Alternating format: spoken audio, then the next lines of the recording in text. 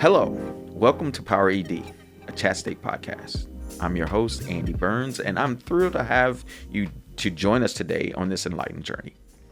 Here at Chattanooga State Community College, we're just not about lectures and textbooks. We're about people, our inspiring employees who are dedicated to empowering our students and the community. We'll explore our community members' unique paths, discover what drives their passion for education, and uncover the incredible impact they're making both inside and outside the classroom. So whether you're a student, a fellow colleague, alumni, or just curious about what makes Chat State so great, you come to the right place.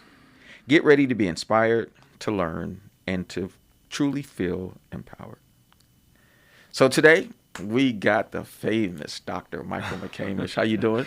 Good, thank you, Andy. Good. This is exciting. I just want to start with asking a couple of questions. Most importantly, just explain to us who you are and what do you do here at Chat State. Okay.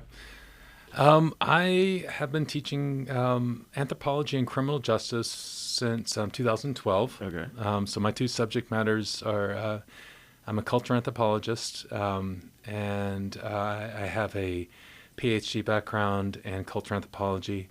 I have a master's in criminal justice that I received from UTC, and so I teach criminal justice as well. Yeah. Criminal justice actually is my bread and butter because there's more criminal justice students than anthropology students. But absolutely, everybody finds anthropology very interesting, and so it's definitely I combine the two worlds though.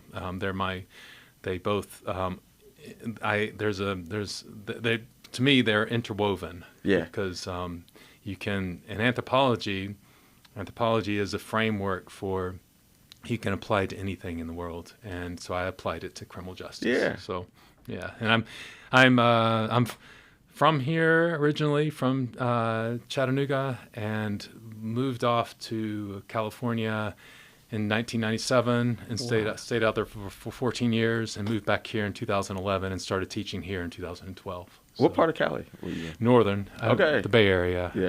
I was in the Bay Area. I was in San Francisco for 4 years, and then Berkeley for 10 years.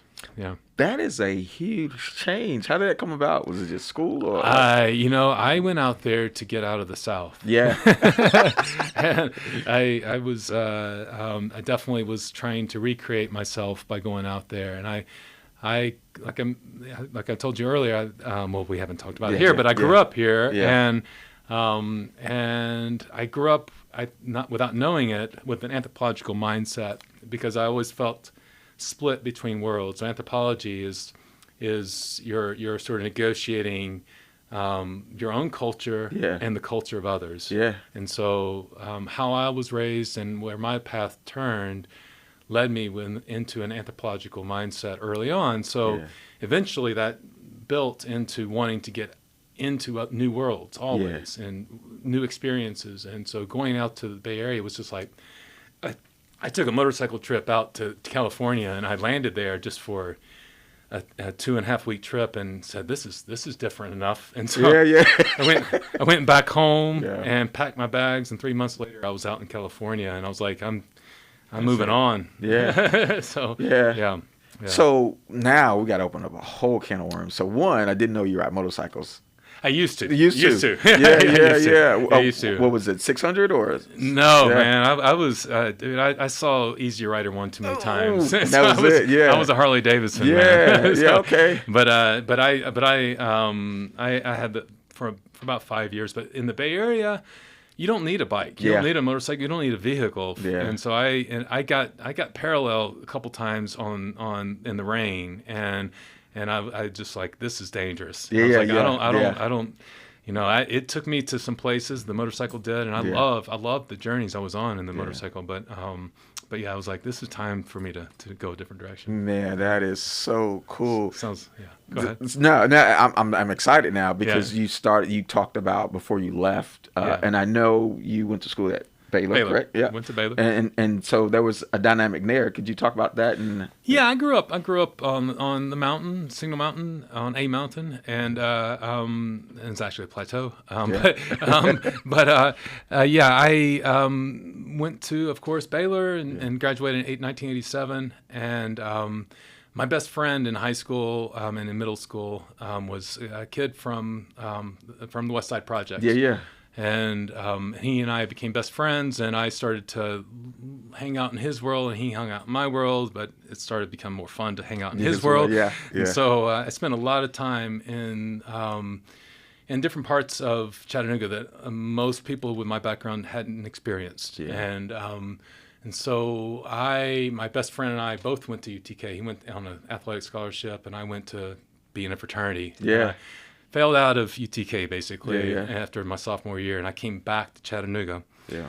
And took a summer job at Seaboard Farms, which was a chicken factory on Broad in Maine.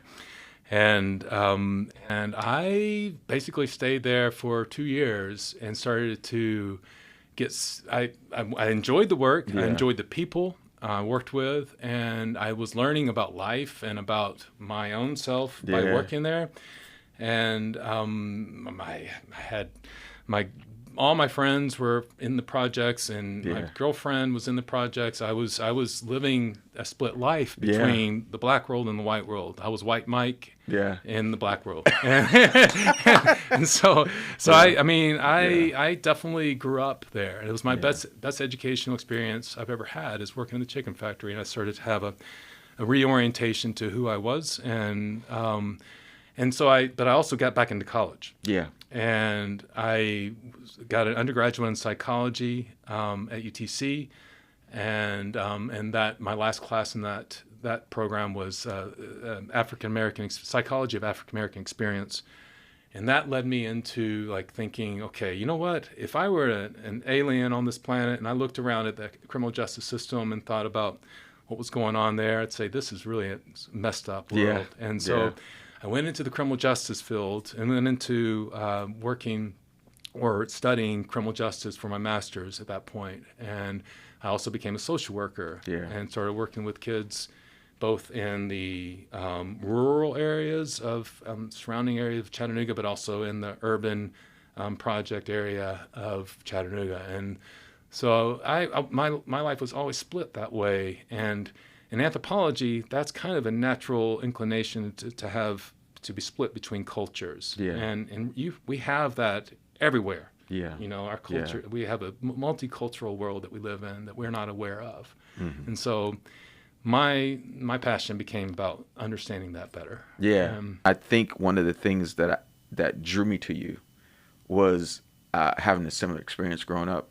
Grew up in the projects in Cocoa, Florida, and one of the things that happened is that you had different mix of people that came. It was just because their economic background was different, and they all came as who they were, right? So you started to gravitate. You used to talk about your best friend a lot and the passion that you talked about and some of the things that you would defend. I had a newfound respect for you, and so I just want to say thank you because you don't really know who's watching and how you inspired different people, but ever since then, and every time I saw you, you've always had that same demeanor. I saw a passion in that explanation that I hadn't seen, and didn't know that you were this type of person. And I always thought from that point you were interesting. So just to sit here and to learn that you used to ride motorcycles and you used to work at the chicken factory, and that's where you got your cultural education and people, and then how that grew. It's just amazing. So you get to Cali. Yeah, and I'm just for about 6 months floundering and trying to find my path, and so what I have in my background was I was a social worker in Tennessee, and I had academic background. So I was like, okay, those are things I was familiar with. So I continued that thread. I became a social worker in the Bay Area, and I was a social worker on and off for 10 years, for a decade out there in the homeless population. Really? Yeah, mental health, substance abuse. Worked in the SROs, the single room occupancy hotels out there. It's an industry. Yeah. It's like there's so many homeless people out there. It's overwhelming. But then I also jumped in a PhD program in anthropology. And I thought I was through the criminal justice system. I was going to go into anthropology, study other cultures, and that from that framework. I was like, but then when they ask you to go out and find a culture to study as an anthropologist in a PhD program, I was like, you know what?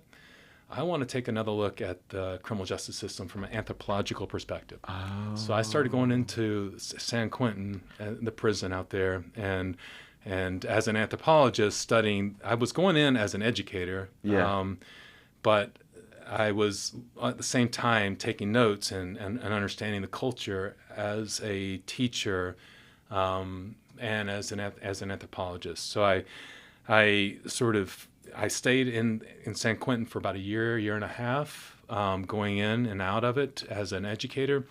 And our program was kicked out of the California Department of Corrections because of some politics. Yeah. And so I was like, I need to find some other way to do more prison experience stuff. And so I was starting to take a class in theater, a night class in theater. And I was like, you know what? Let me just teach theater at San Quentin instead. And I tried to get into teaching theater, and they wouldn't let me. Thankfully, they didn't let me because I wasn't ready. I'd only taken like 3 months of a class.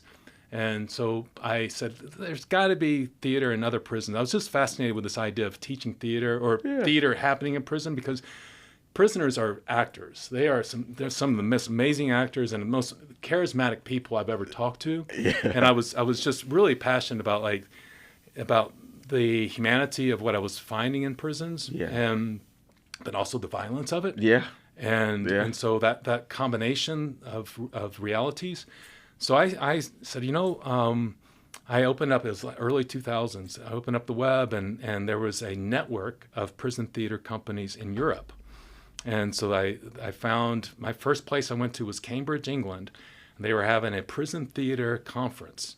And so they were meeting people from Germans, Italians, Irish, and British folks were meeting to talk about their prison theater programs. That they were all producers and directors who going into prisons and producing work.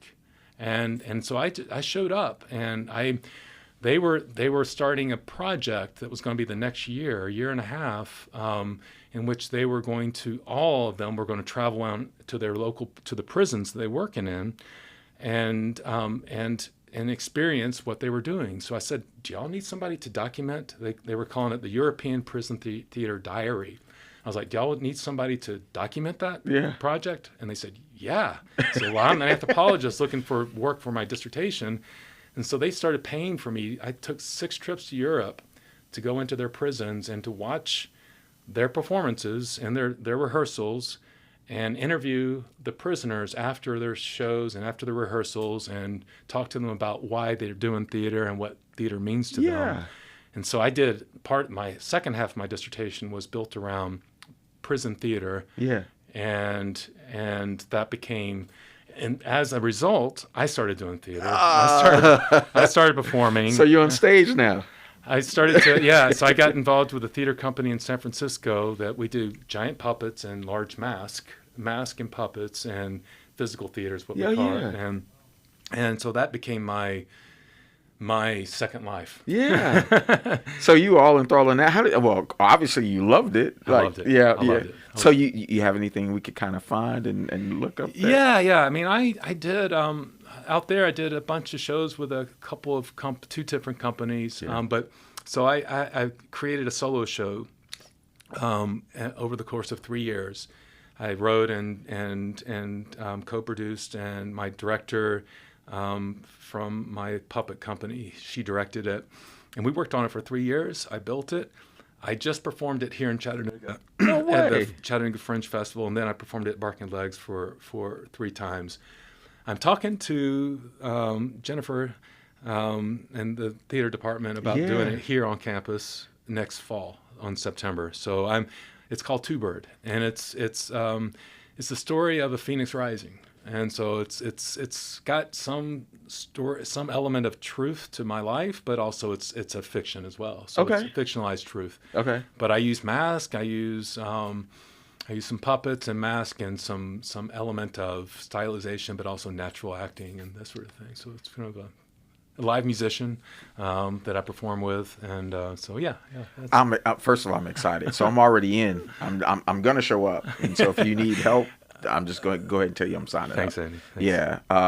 Do you play at all? You said you have a couple of musicians. I have no. I did my hand at trying to learn music, but at age like 30. But then I was like, you know what? Yeah. I mean, so Bob Stagner is a local musician who's been around since the 80s. Or he's from Brainerd actually, but he's a little bit of a local legend, and so he's percussion. And he's constructed the score that he performs live with me. So you have such a vast experience, right? And it sounds as if you enjoyed each one. So it's just exciting to hear. Another thing that I've always admired about you is just your demeanor tells a silent story, and it's one that I've already automatically gave respect to. Oh. And it's just because of how you see the world without even saying, because you don't say much, but you don't have to. Right? Because your presence tells it all. And that's another thing that I've always admired about you. I say all that to say, with the experiences that you had, you were in San Quentin. Yeah. How was that, talking to prisoners in San Quentin? I know that was pretty rough at sometimes. Yeah. I was in a educational program called the Alternative to Violence Project, AVP, Alternative to Violence Project. And they were a Quaker-based program, and we did 3-day workshops, and they were experiential-based. And basically what we did was we explored experiential-based scenarios that often lead to violence, that are ways that they call it transforming violence, TP, transforming violence, how to transform the energy that goes into violence to make it creative. Okay. So how to make ourselves transform our identity of ourselves, and these were things I struggled with as a young man growing up. Having negative self-images. Okay. That I struggled with over time, and that many men struggle with over time, not just African American, white Americans, but just men in general. Yeah. I think we have to redefine maleness in a way, and so me talking to prisoners, they love to talk for one thing. So and I tapped, the program that I was associated with. We allow people to talk and to be free in that talk. Yeah. So I would carry on side conversations with men on the side, say, hey, listen, can I talk to you a little bit about your life, on the side during breaks of our workshop. So, and then I also taught in the college program a little bit, but I found men in the prisons to be really, really, really, they also have done horrible things. I don't want to romanticize them. Right. And that's one thing I was always, trying to ground myself in that reality. But I found some pretty amazing bits of knowledge in talking to them, because they were people who were trying to overcome themselves and learn about themselves. They didn't have to be there. Some of them were getting some benefit in their parole credit to getting out on parole, but most of them, a lot of them, they were for life. They didn't have San Quentin has death row. It has lifers who had traveled years to get to an educational prison like San Quentin. Okay. But then it also is a place where new prisoners come into the California Department of Corrections for the first time. So you have a mixture of all these different types of people. And so people who are drawn to the educational program tend to have been the ones that are just trying to learn. Yeah. I can imagine that would be a powder kick, though. Mm-hmm. And so just being able to keep your head on the swivel. Yeah. But what I am hearing is they had a lot of trust in you, and that doesn't happen easily. Yeah. So that's another testament to who you are as a person. Well, thank you. I love listening to people talk. And so, and you're right. There's anthropology is being a good listener is tuning in and and having a rapport. And Yeah. like you're doing with me right now, you're a good interviewer, man. Well, thank you. I'm admiring your skills at the same time. You know, I'm like, this is something there's an art form, and Wow. it creates it. You definitely have to have an approach, and it's trust building. Have you ever thought about writing a book? Yeah, I have. Because I would buy it. I'm just going to tell you, I'm already interested. It's something I've flirted with, but I know the gravity of what that would take, and I'm waiting. I've got a 15-year-old and a 12-year-old. Okay. I came to fatherhood kind of late. Yeah. And so when we get them through school, Yeah.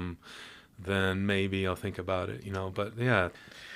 Well, this is a phenomenal conversation. I'm so excited. Again, I can thank you till the cows come home, or till the birds come home.